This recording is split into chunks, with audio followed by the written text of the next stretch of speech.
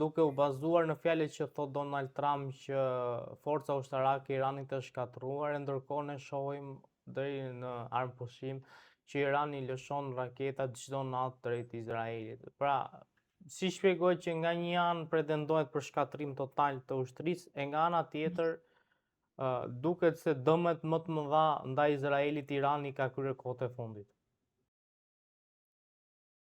Po dhe sa më thellë të futesh në një batak, aq më shumë do të kërkosh të dalësh. Se fundja, në rast se izraelitët nuk kanë një sens për ndjenje për t'i dhënë fund luftës apo të ndjehen në faj, amerikanët janë pak më ndryshe dhe deri diku e kanë atë ndjenjë e njerëzillëkut. Pra, janë gabim, po pavarësisht se janë gabim, janë edhe duke humbur. Dhe i shtyr nga këto dy gjërat, tani do të bësh çmos që të dalësh nga kjo luftë. Dhe duke thënë që jam në humbje, nuk mund të dalësh nga lufta. Kështu që duhet të deklarosh që e kam shkatruar plotësisht në mënyrë që të krijosh imazhin që dole triumfator. Por sido që të vënë, në që të dyja palët do të thonë që ne kemi fituar, ndërkohë që të dyja kanë humbur shumë, por ai që fiton mbi të gjitha do të jenë popujt. Kështu që është okay të vazhdojnë të bëjnë deklarata që ne fituam të dyja palët, përderisa s'do të ketë më luftë. Po thjesht pasi do të ketë grindje ndërmes tifozëve nëpër rrjetet sociale.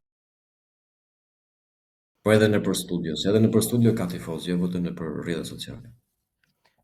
Ajo çfarë u mbështoll me një, po themi, dyshim të madh ose mister të madh ishte dhe shpëtimi i pilotit amerikan pak ditë më parë nga po themi territori iranian. Kemi informacion se si arriti të doli piloti amerikan nga Irani dhe me çfarë kostosh në fakt e shpëtoi Amerika pilotin e vet. Tani së pari nga të dyja palët ka pasur pretendime maksimaliste, por që e vërtetë ka qenë diku në mes tyre dy gjërave. Pra amerikanët kanë thënë që e shpëtuam, kemi pasur një operacion të suksesshëm,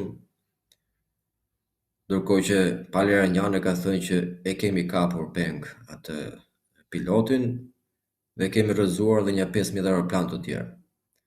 Pra këto janë shifrat që janë dhënë nga Irani, pra aeroplan edhe helikopter. Ndërkohë që e vërteta, nëse shikojmë dhe fotot dhe videot të publikuara nga Irani, pra mund të jetë shpëtuar piloti, pasi që do ta kishin treguar nëse do ta kishin kapur, por që ata 2-3 aeroplan dhe helikoptere që u rrëzuan ka pasur viktima. Dhe thuhet që një plan tjetër ishte edhe përgatitja e një terreni për uljen e trupave, gjë e cila dështoi. Duke qenë se e provuan pra edhe mundësinë për të krijuar një bazë amerikane brenda Iranit nga ku do të bëhen sulme toksore, atëherë kishte edhe një arsye më e mirë për të bërë një marrëveshje paqe me Iranin. Pra, po themi ka pasur një tentativë për të ulur forcat në tokë dhe ka ndodhur incidenti me pilotin? Incidenti me pilotin ishte thjesht një justifikim. Pra një justifikim për të dërguar trupa të shumta që gjërat do të ishin në kërkim të tij, por pavarësisht kësaj një rrugë dy punë. Pra edhe të bëjmë kërkimin, por edhe të bëjmë një tentativë për të marrë një sajt toksor aty në mënyrë që të bëjmë embarkim. Që pastaj të fillojnë sulme të brendshme me trupa toksor. Por gjithashtu ata kanë thënë dhe iranianët janë shprehur që ekzistonte edhe një mundësi tjetër që të kryeshin sulme nga çdo qytet iranian. Pra të kryeshin sulme nga perëndimi i Iranit në zonën e kurdëve dhe azerëve dhe nga jugu dhe të fillonin pra me trupa që do të nga parashutistë që do të fillonin nga zona e Isfahanit, pra një nga pikat që i kishte mjaft mundësi të cilën edhe e tentuan ta bënë, por gjithashtu edhe në rajone të tjera nëpër qytete të ndryshme të Iranit, pra njëkohësisht të bënin një sulm të befasishëm me trupa, pasi që kur aeroplanët dhe helikopteret për t'u shmangur radarëve fluturohen në lartësi mjaft të ulta. Dhe kjo do të jepte mundësi që të dislokoheshin trupa në mënyrë të shpejtë pa u diktuar nga qendra dhe të fillonin pastaj një sulm të brendshëm me trupa toksore. Por me sa duket, kjo gjë ka dështuar dhe nuk është tentuar më. A ka pasur viktima në këtë operacion nga amerikanët? Po në njërin nga videot që u publikua, pra dukej skeleti i një ushtari që ndodhi brenda në trupin që ishte duke djegur helikopterit.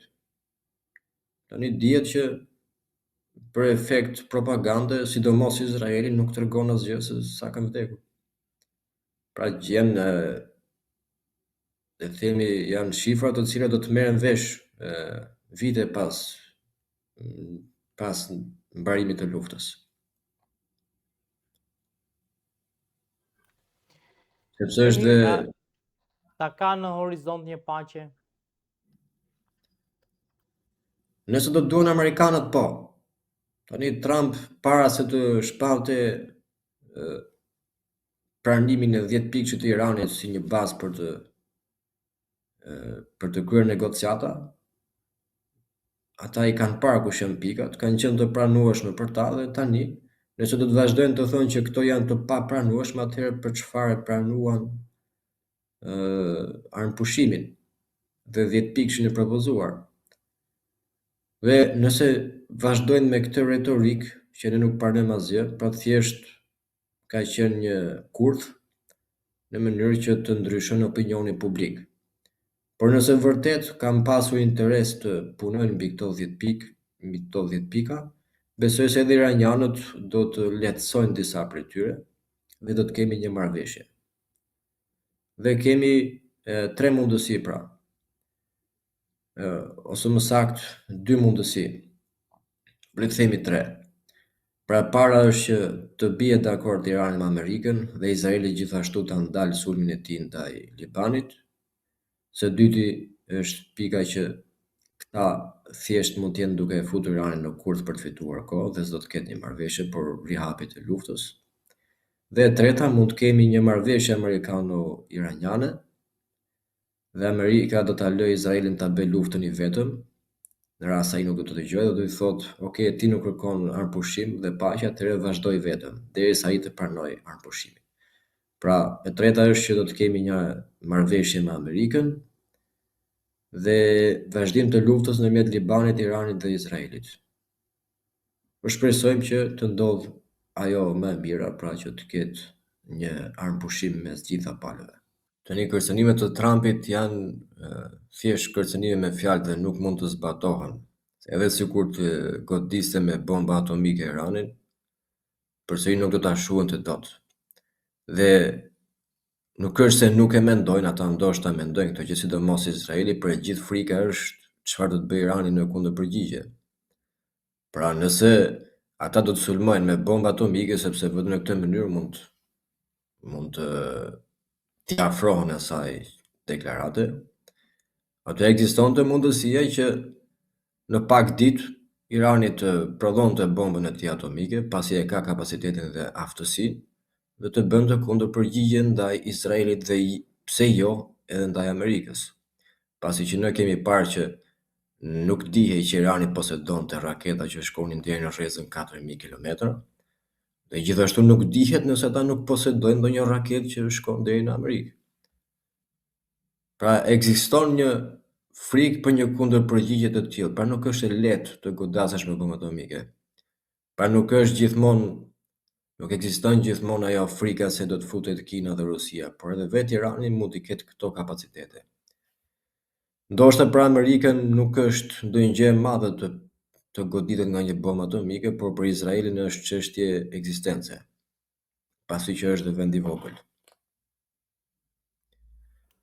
Kështu që këto kërcënime mbeten në kuadrin e deklaratave që bëhen në momente lufte, pra presioni për të arritur ato armëpushim dhe duke parë që pikat që janë pranuar nga Trump, do të thotë që ai është dakord deri diku që të negociohet në këto 10 pika. Përndryshe, nëse ai vazhdon dhe flet përsëri po kundër këtyre pikave që veti pranoi, bie që thjesht pas ka qenë një kurth ky armëpushimi për të rifituar fuqi dhe forca për të sulmuar përsëri më fuqishëm. Si është pritur, po themi, kjo armëpushim dyjavor në Iran dhe a kanë bindjen ata iranianët pra se do ketë një paqe të shpejtë dhe një, po themi, mbyllje të luftës? Tani në popullin iranian ka dy lloje mendimesh. Së pari disa janë, le të themi, të lehtësuar pasi që tani nuk ka më bombardime për momentin, edhe pra është diçka normale që të rikthehet pra ajo qetësia që kishin para lufte dhe ndjehen komfort, ndërsa nga ana tjetër kemi dhe shumë skeptik të cilët mendojnë që ky armëpushim është thjesht një mundësi për t'i dhënë kohën e duhur armikut që të rikuperoj forcat dhe të sulmoj më fuqishëm. Por me sa duket, edhe iranianët në këtë se nuk i kanë bërë këtë llogari dhe flitet që ata janë duke ripozicionuar raketet e tyre, duke i nxjerrë nga depot, të cilat mund të ishin edhe në nënveshkim dhe mund të themi një frymarrje për iranianët që edhe ata të përgatiten për sulme edhe më të fuqishme. Por gjithë problemi tani qëndron tek çështja e Libanit, pasi në Iran ka pasur kritika të mëdha, qoftë nga populli, qoftë nga shumë nga ato që janë në pushtet, për faktin që Libani nuk duhet lënë vetëm, pra dhe kanë kërcënuar se nëse nuk ndalen sulmet do të përgjigjen, pra do të vazhdojnë sulmet kundër Izraelit, sepse Libani ishte ai që u erdhi në ndihmë iranianëve duke thënë që Irani nuk duhet lënë vetëm. Dhe për këtë arsye asnjë nuk duhet ta lëmë atë vetëm, thonë iranianët. Dhe shpresojmë që me Amerikën të mbahet një paqe, pra të vazhdoj ky armëpushim. Dhe iranianët shprehen nëse vërtet amerikanët duan paqe, atëherë le t'i lënë izraelitët ta bëjnë luftën vetëm dhe kjo paqe arrihet shumë shpejt.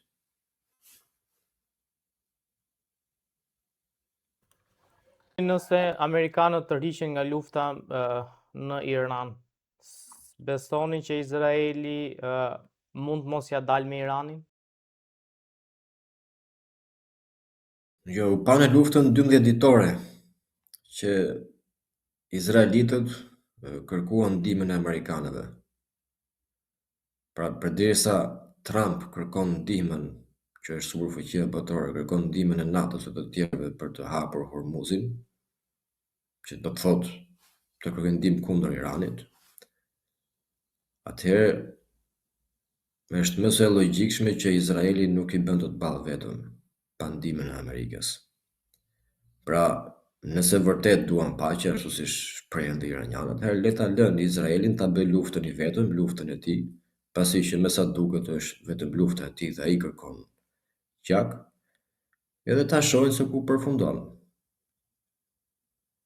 Pra Izraeli, pra çdo komb, çdo shtet duhet të mbarë mbi supe ato përgjegjësitë e tij dhe të mos i përfshijë të tjerët. Sepse në raste të tilla prishin interesat amerikane, po edhe të vendeve të tjera për tekat e një personi si Netanyahu. Pra, besoj se Irani e mund mjaft shpejt Izraelin nëse do të kemi një largim nga lufta të Amerikës. Tani se shumë prallisin duke thënë që është një vend diktatorial dhe i ka detyruar gratë, fëmijët të dalin atje të frymëjnë një kordon njerëzor. Me sa duket, jetojnë në botën e çuditërave këta njerëz dhe nuk e kanë idenë se çfarë është Irani. Por unë kam jetuar në Iran dhe e njoh mjaft mirë dhe kurse nuk mund të thuhet diçka e tillë, pra është absurde. Nuk jetojmë në Korenë e Veriut që të jap urdhër Kim Jong-uni që po nuk doli kjo lagje le të themi tek impjanti që prodhon energji elektrike, ne do t'i përshkatojmë si lagje. Sepse një gjë më e vogël të ndodh në Iran, ju i shikoni mediat që janë aty duke pritur që në momentin më të vogël të kryen nxitje për urrëtie ndaj qeverisë. Pra një gjë e tillë është një gënjeshtër e madhe, një është thjesht janë përralla.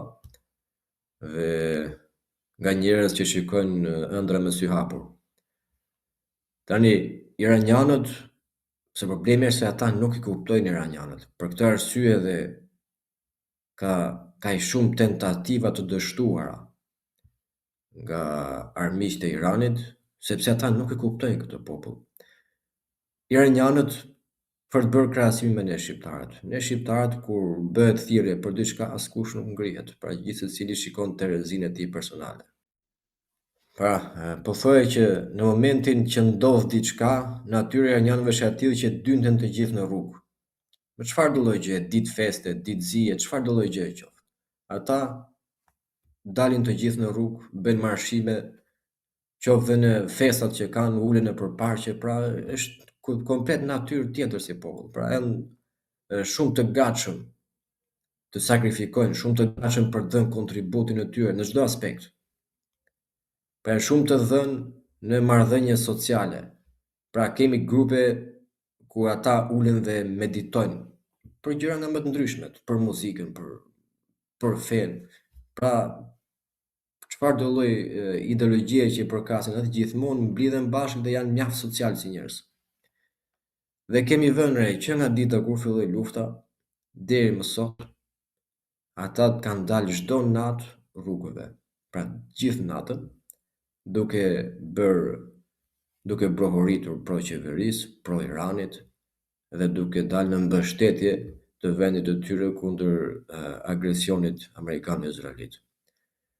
Pra një popull i tillë janë ngritur gra, fëmijë, burra, pleq, artist, doktor, politikan, pra njerëz të gjitha shtresave të shoqërisë dhe kanë formuar kordon njerëzor rreth këtyre centraleve që Trump kërcënonte t'i bombardonte për t'i lënë pra drita iranianët.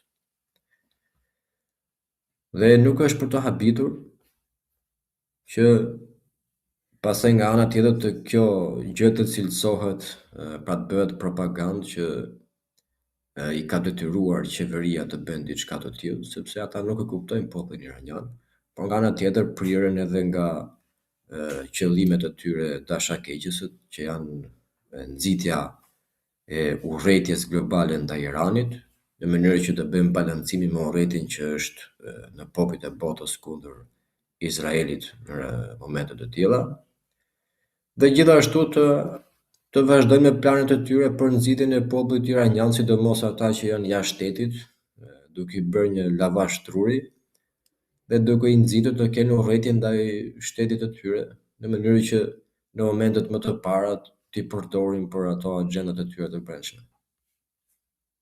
Tha që Netanyahu dhe Mossadi kishin futur në kurth Donald Trumpin pasi i kishin pasqyruar një realitet tjetër në Iran, duke i theksuar atij se nëse eliminoheshin krerët, po themi, e Iranit, atëherë do kishte ndryshim regjimi. Duket se ka pasur një debat mjaft të ashpër me zëvendës presidentin amerikan J.D. Vance dhe Netanyahun lidhur me këtë çështje. Besoni që Donald Trump është futur në kurth në këtë luftë, apo kjo është një lloj propagande për të themi shtyrë përpara luftën? Nuk besoj që do të jenë kaq të painformuar amerikanët që të vijnë t'i mashtrojnë Netanyahun. Sepse edhe amerikanët kanë spionët e tyre, besoj. Sepse Enver Hoxha në shënimet e tij për lindjen e mesme ka thënë që kur u bë revolucioni në Iran, iranianët po ekzekutonin disa bashkëpunëtor të amerikanëve, por tha që amerikanët nuk po ndërhyjnë sepse spionët kryesorë të Amerikës janë ende atje. Dhe shumë nga këto spion, pra supozohet që janë këta të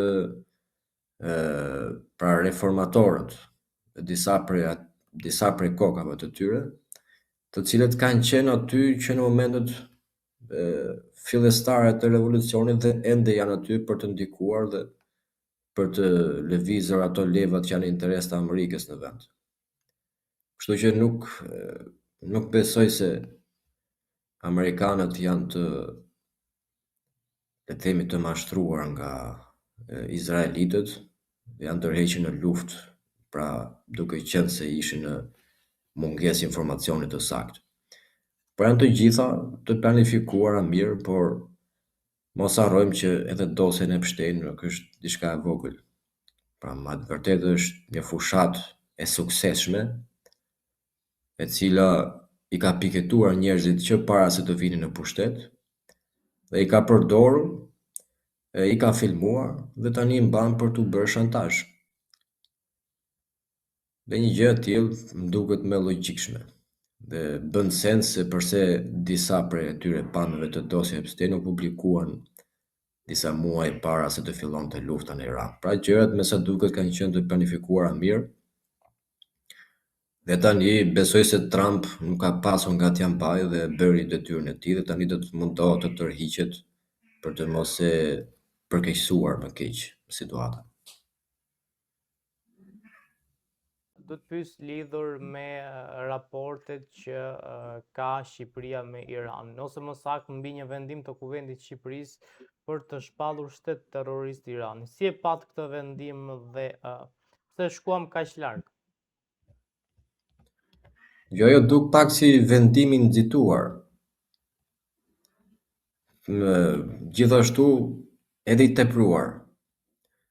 I nxituar sepse mund të kishim pritur pra deri në këto ditë dhe tani që u arrit marrëveshja pra nuk do të ishte e nevojshme. Dhe shpresojmë që të mos miratohet si ligj, pasi ka kaluar nga kuvendi, por besoj se ende nuk është miratuar. Dhe le të mbetemi pra të besojmë se është në fazë thjesht propagandistike. Dhe nga ana tjetër thasht i tepruar pasi që letra që u publikuar, pra që morën vesh që u erdhi Shqipërisë për për këtë çështje nga amerikanët ishte që të shpallej terroristë, pra garda revolucionare e Iranit dhe jo administrata e shtetit. Dhe tepria që u bën në këtë mes ishte pra shpallja e shtetit iranian, pra administratës dhe të gjithë si tërësi, dhe jo vetëm e gardës. Pra kjo ishte një tepri e cila nuk ishte e nevojshme. Pra thjesht të shpallej garda si një, le të themi, entitet terrorist nga ana e tyre, dhe nuk do të kishte implikime të tjera që prek dhe vetë qytetarët e tyre. Pra na prek dhe vetë në shqiptarëve që kemi pasur lidhje jete në Iran. Po edhe gjëra të tjera. Por duke qenë se kam dëgjuar që